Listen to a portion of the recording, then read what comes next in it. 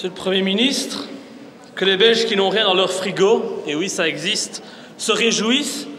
Les pandas géants prêtés par la Chine arrivent ce week-end en Belgique. Nous voilà donc sauvés. Merci, merci mon Dieu. Et que ne ferait-on pas pour des pandas? Ne nous refusons rien. Sortons tout le tralala. Faites sauter le champagne et préparez les petits fours. Le programme sera festif si j'en crois la presse. Avion privé, bah oui. Protégeons la biodiversité et sauvons cette espèce en polluant encore un peu plus la planète. Bah, nous ne sommes plus à une incohérence près. Cérémonie d'accueil à Zaventem, où vous serez présents avec d'autres membres du gouvernement. Et oui, que voulez-vous, notre pays se porte tellement bien que nos ministres, bien payés, n'ont rien d'autre à faire que d'aller accueillir des pandas à l'aéroport. Escorte policière entre l'aéroport de Bruxelles et le parc Paradisa, près de Mons, vous connaissez très bien. Et oui, on craint que le peuple belge ne sorte massivement de chez lui pour encombrer nos routes dans l'espoir d'admirer ces magnifiques pandas considérés au passage comme des bêtes de foire, hein, disons-le, des pandas qui seront de toute façon visibles d'ici quelques semaines pour ceux qui auront la possibilité de dépenser 24 € par personne. C'est le prix d'entrée au parc prison Paradisa. Je vous dis le prix puisque vous, quand vous y allez, vous ne payez pas. Et c'est vrai que tout le monde ne pourra pas payer une telle somme, surtout en famille, vu l'explosion du chômage dans notre pays et la diminution de notre pouvoir d'achat. Mais de qui se moque-t-on, franchement? Si seulement on pouvait accorder autant d'importance et de respect au peuple belge qu'aux pandas. Mais non, le peuple belge, on le méprise, on le maltraite, on le piétine. Et donc, le coût de cette opération marketing devrait s'élever à 10 millions d'euros. Est-ce exact? Qui prendra en charge ces dépenses inutiles? Quel est le budget à charge de l'État? Pourriez-vous également m'expliquer ce que notre pays a à gagner en accueillant ces pandas? Vont-ils, selon vous, booster notre économie, garantir nos soins de santé ou nos pensions? Le but, si j'ai bien compris, est de sauver l'espèce menacée. Simple question, n'eût-il pas été plus intelligent de mener à bien ce projet dans leur habitat naturel plutôt que de les mettre dans un zoo en captivité? Et puisque notre pays se veut souvent moralisateur, avez-vous profité de ce prêt de panda pour condamner l'absence de liberté d'expression en Chine et l'exploitation d'enfants dans certaines usines chinoises? Comptez-vous enfin demander à votre ami Hollande de leur décerner la Légion d'honneur pour service rendu au pays? Je vous remercie. Merci, Monsieur le Président. Monsieur le Premier ministre.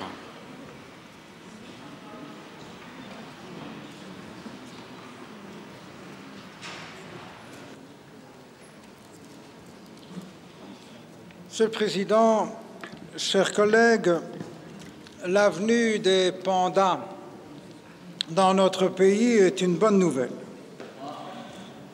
C'est un événement exceptionnel. Seuls 12 pays dans le monde ont l'opportunité d'accueillir des pandas géants de Chine. Les pandas sont pour les Chinois des trésors nationaux. Leur arrivée en Belgique symbolise la qualité de nos relations avec la Chine, qui sont excellentes. Inutile de vous l'expliquer, la Chine occupe une place essentielle sur la scène internationale. Ces dernières années,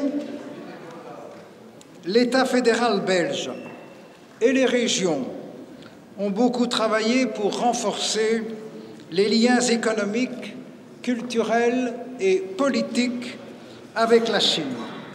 De nombreuses entreprises belges sont présentes en Chine et ont l'ambition d'y développer encore davantage leurs activités. L'arrivée des pandas est également positive pour l'image et l'économie de notre pays. Les retombées touristiques et économiques sont énormes. Dans ce contexte, la présence des autorités publiques pour accueillir les pandas est tout à fait normale. C'est pour ces mêmes raisons que d'autres États ont accueilli les pandas avec tous les honneurs officiels. À titre d'exemple, le Premier ministre canadien a personnellement accueilli 2 pandas géants à leur arrivée à Toronto en mars 2013. Je ne parle pas du maire de Toronto, je parle du Premier ministre du Canada. Ne pas accueillir les pandas à leur arrivée, ce dimanche, aurait donc constitué une faute économique et politique et surtout un affront aux autorités chinoises. Permettez-moi dès lors d'être étonné par les propos de certains qui sont non seulement ridicules, mais traduisent une profonde méconnaissance de ce dossier. Enfin, chers collègues, rassurez-vous, personne ne sera obligé d'aller voir les pandas. En ce qui concerne les coûts, c'est le parc Paradisa et ses partenaires qui supportent tous les coûts liés à l'arrivée des pandas, en ce compris le transport. L'État fédéral n'intervient en rien, à l'exception des mesures de sécurité qui sont prises pour l'arrivée et le transfert des pandas. Ces mesures sont justifiées vu l'engouement important et bien compréhensible de la population pour l'arrivée de ces 2 pandas. Quant aux droits de l'homme, j'y suis, comme vous pouvez l'imaginer, extrêmement attaché. J'ai toujours eu, à cet égard, des échanges francs dans le respect mutuel avec les autorités chinoises.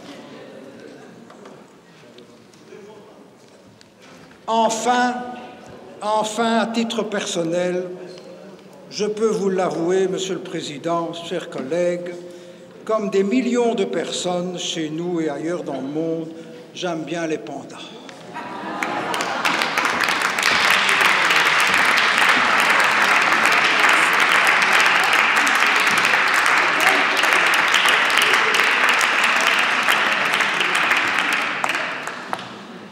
Monsieur Louis. Exceptionnel. Votre réponse est exceptionnelle. Je me demande si vous êtes vraiment sérieux. En tout cas, je suis abasourdi par une telle réponse. Je ne sais pas quoi répondre à ça. En tout cas, c'est extraordinaire d'entendre ça. Si seulement vous pouviez aimer les Belges autant que les pandas, monsieur Di Rupo. Si vous voulez, je vous offre un panda. Mais occupez-vous des citoyens belges de grâce. Et vous me dites que l'argent vient, bien entendu, du parc Paradisa. Mais bien sûr, vous encouragez ce genre d'investissement. Et ne me dites pas que le parc ne bénéficie pas de nombreux subsides, qu'ils soient régionaux, communaux, provinciaux, etc., etc. Et ça, c'est l'argent des Belges. Et ce que je voudrais aussi vous dire, c'est que pour sauvegarder une espèce comme les pandas géants, il faudrait aussi s'intéresser à la biodiversité dans nos campagnes. Et elle est menacée. Et là, ça urge, monsieur Di Rupo, menacée à cause du catalogue européen et des semences naturelles qui sont menacées également. Et donc, c'est bien beau de sauver les pandas géants, mais il faudrait aussi sauver les abeilles belges. Je sais, c'est moins sexy, mais c'est tout aussi important. Mais là, on ne fait rien pour venir en aide à nos apiculteurs. Et les 10 millions d'euros que le parc Paradisa utilise pour accueillir ces pandas géants, on aurait pu, avec cet argent, mener un procès contre Monsanto, bien entendu. Mais là, vous n'auriez pas soutenu, parce qu'il y a, bien entendu, des intérêts auxquels on ne touche pas. Et donc, pour terminer, monsieur Di Rupo, je vous souhaite bien du plaisir avec vos 2 pandas géants.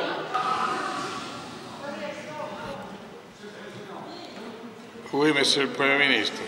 Imaginez une seule seconde que je n'aime pas les abeilles. Je défends aussi les abeilles.